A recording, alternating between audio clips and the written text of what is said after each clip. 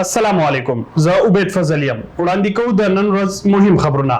د سوات منګلور سیمې په مقبره کې 13 ورځ د شپې په تیاره کې نامعلوم تنانو د مقبرې ونې پرې کړې او وړې دي پیښې اطلاع میلاوېدو سره سم کمشنر ملکن ډیویژن په پوری توګه نوټس واغستو د ملزمانو درک لګولو د نیولو حکم یې وکړو پولیسو مقامي تانې د ملزمانو د گرفتارۍ کوششونه شروع کړو او کامیابي ورته هغه وخت ترلاسه شوه کله چې اته ملزمان د قانون منګولو ته راغلو په دې اړه نور تفصیل به اخلو د خپل همکار سلمان یوسف زینا جی سلمان څه تفصیلات دي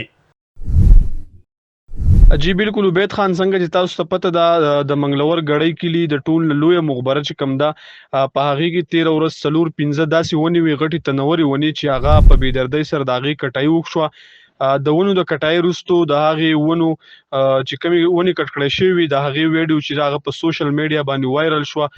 په کمی چې د ملکن ډیویژن کمشنر ظهیر الاسلام اکشن واغستو ډیپټي کمشنر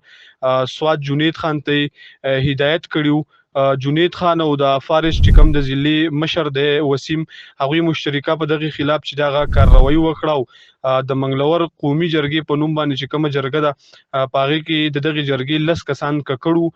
ډیپټي کمشنر او ډي اف او چې د مشترکه د دغه خلکو چې د خلاف اف آی آر درج کړی د لس کسانو خلاف چې د اف آی آر درج کړی وي کمشنر خپل وینا کې دا هم ویلي چې را مونږ به هیڅ چاته هم د ځنګلو د کټای د ماحول د خرابولو چې هیڅ قسم اجازه نه ورکو جی عبید